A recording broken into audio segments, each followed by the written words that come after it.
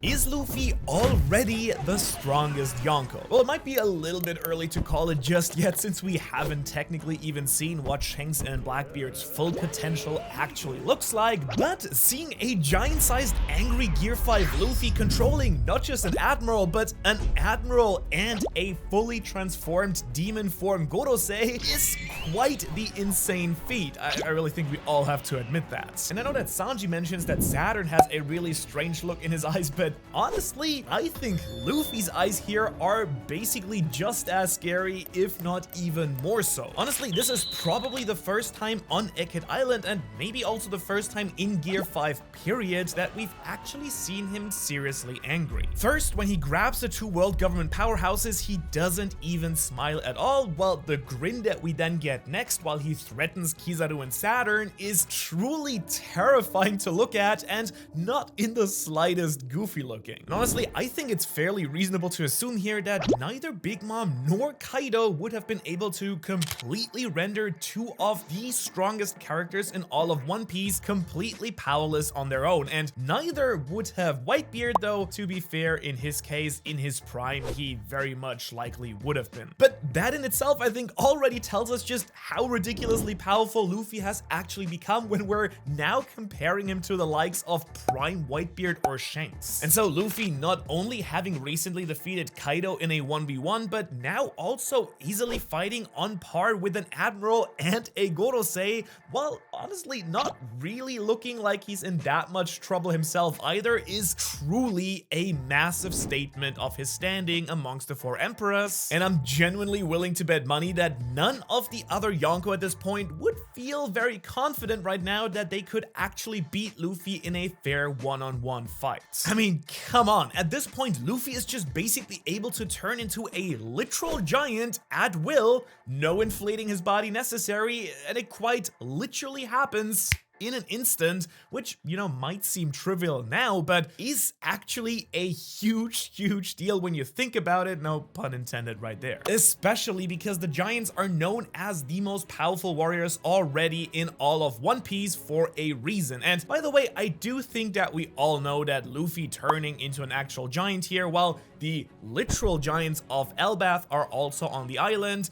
is going to be at least some sort of foreshadowing that, just like with the fishmen, the Minks, and the Buccaneers, Luffy will also be the sun god worshipped by the giants at some point in the story. Which, in other words, means that once again, Luffy will be the hero of yet another country that was very likely also allied with the Ancient Kingdom, and also, once again, the giant frozen straw hat on Marijua just keeps making a lot more sense every time that we see more of Luffy's Joy Boy mode. And so really going forward, I honestly only expect Luffy to just unlock more and more and stronger powers with his awakening as he just gets more used to Gear 5. And seeing just how powerful he actually gets when he's actually serious in this form, I think gives you a really good idea why this devil fruit and its return were such a big deal and so much feared by the government for its terrible powers. And so if anything, if you wanted to be really picky, the only thing that Luffy clearly needs to learn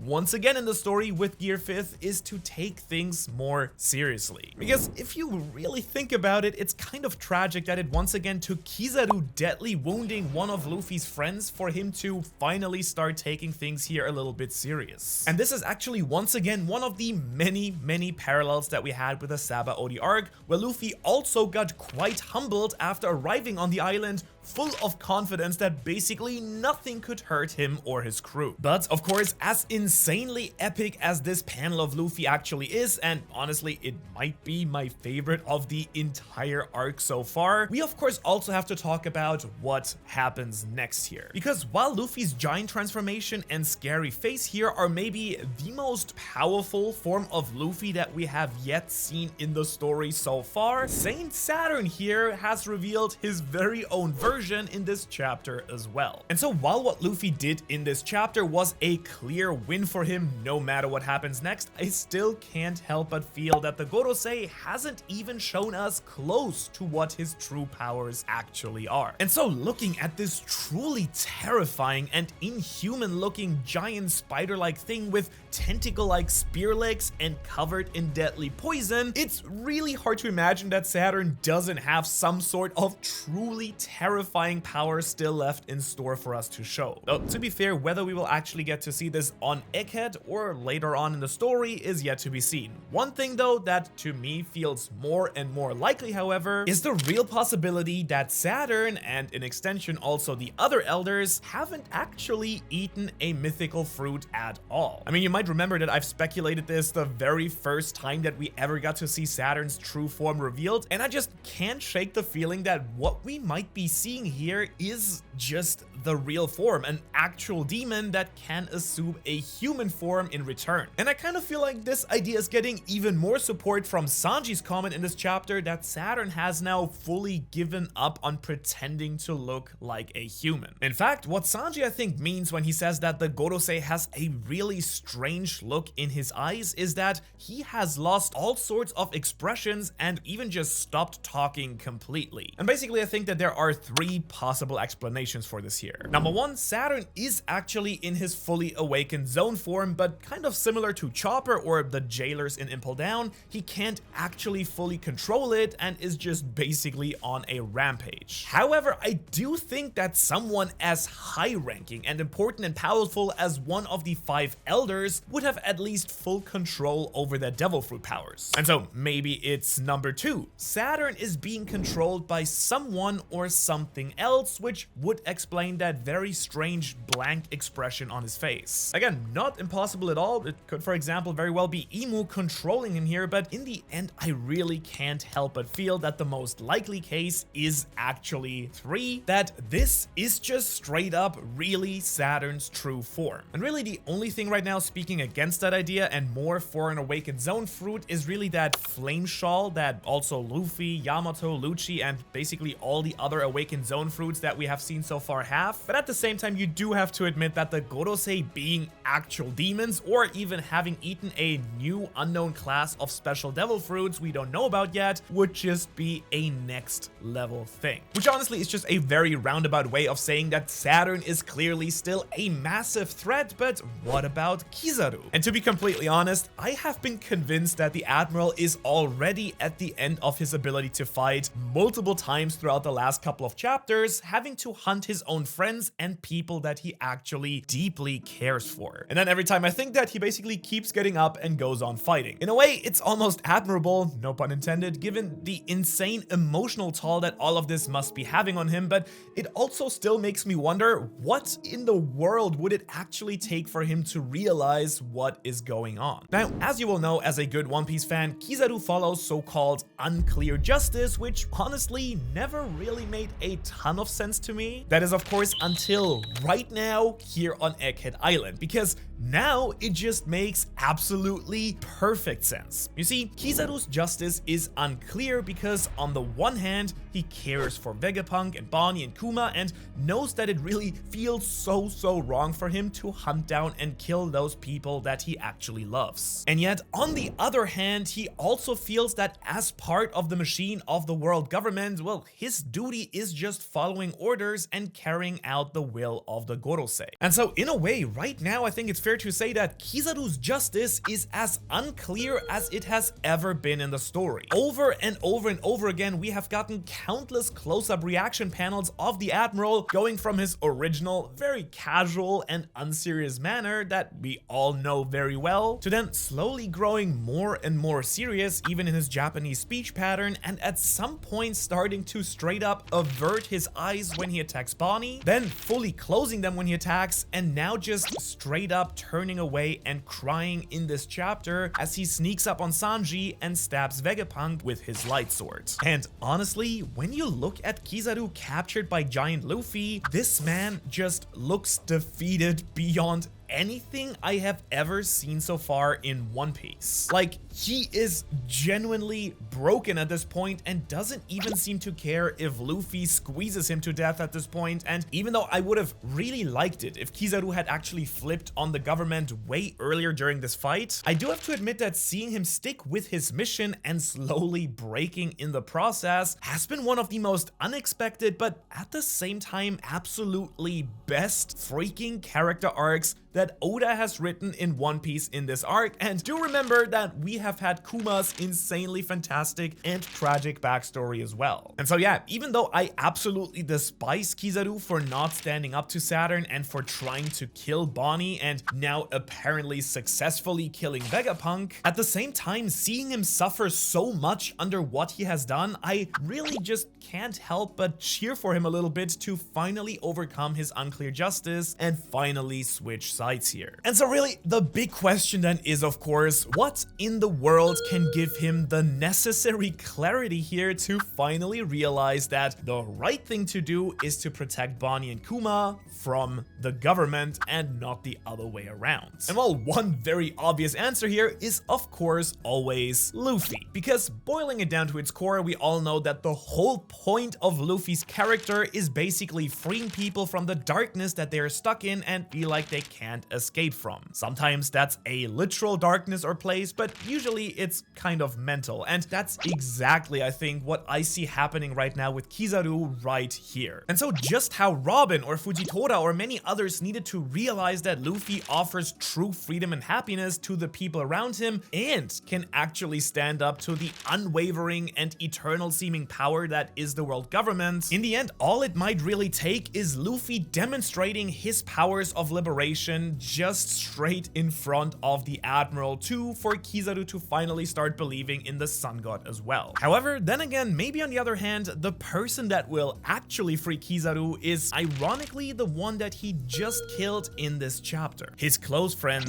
Dr. Vegapunk. Now, by the way, why do I say that he's dead? Well, number one, he was already basically dying before this chapter, and now Kizaru stabbed him with his massive light sword. So unless he did that to stop the bleeding or something, which, let's be real, not very likely, it doesn't really look great for him. But secondly, that message that starts playing at the end of chapter 1108 seems very suspiciously like a release this in case I die, or if you're watching this, I'm already dead kind of message, if you get my drift. And then of course, Vegapunk shocks all of us by starting the transmission to the entire world, preparing to share the truth about the One Piece world. Now, this is of course monumental stuff, because even if only a little bit of this message ends up getting out, it will surely break the One Piece world one way or the other. Now, what could this message possibly contain? Well, really everything from the government's terrible corruption to revealing the truth about the secret ruler Imu to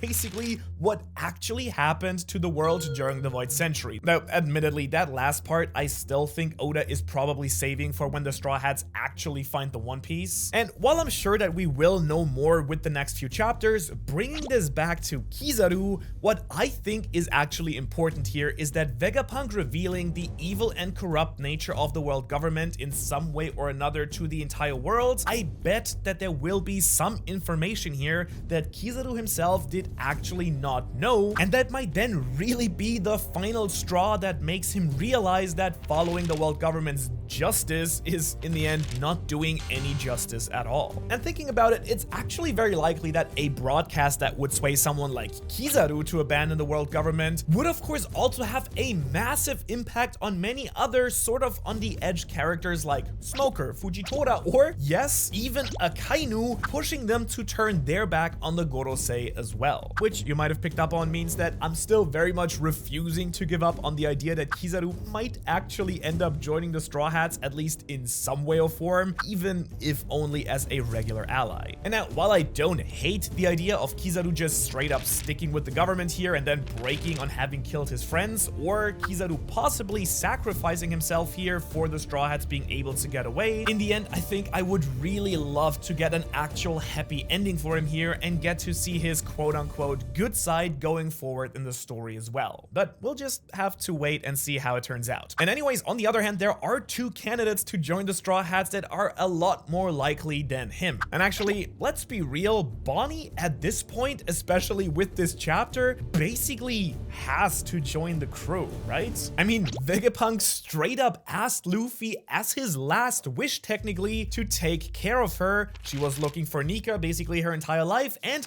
Luffy is the only one who can really help her fulfill her dream as well. Which means that according to my notes, Bonnie for Straw Hat stocks are through the roof right now, I would argue, but there is also a second candidate that we can't forget about, and that's of course Dr. Vegapunk? Well, yeah, because even though the main body has been killed, unless I misunderstood something fundamentally here along the way, there are still quite a bunch of other versions of Vegapunk still very much alive and kicking, and honestly, I would not be surprised if at least one of them, looking at you right here, Lilith, would also be able to make it off the island successfully, and at least for a little while, sail together with the Straw Hats. You know, at least until Elbaf or something, where she then would be able to reunite with Saul. And actually, since we've now come all the way around back to Saul and the Giants, I also want to talk for a moment about Vice Admiral Dahl being here as part of the Buster Call. By the way, let's be real, one of the absolutely coolest Marines out there. I mean, really reminds me a lot of pre-time skip Robin, if you know what I mean. But I also think that it's really interesting that we find out about her being formerly part of Saul's squad, because with her, we have yet another really high-ranking Marine who might potentially fit in the kind of smoker,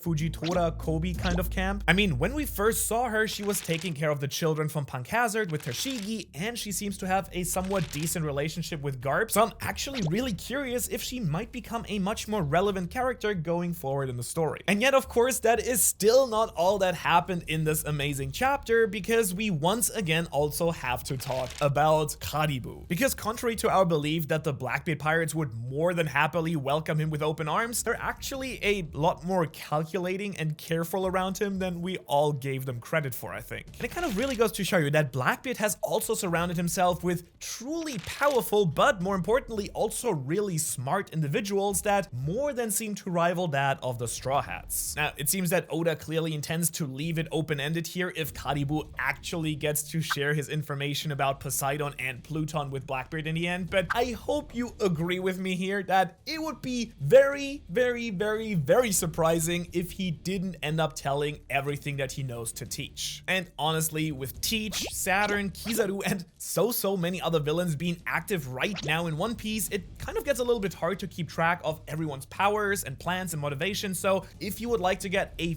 full overview over all the past, present, and future major villains of One Piece and what drives all of them, I strongly recommend that you check out this video right here. Otherwise, if you enjoyed this video, please do like, share, subscribe. I know you've heard it 1,000 times on YouTube, but it does really help out the channel. Otherwise, thanks so much for watching, and I hopefully will see you in the next one.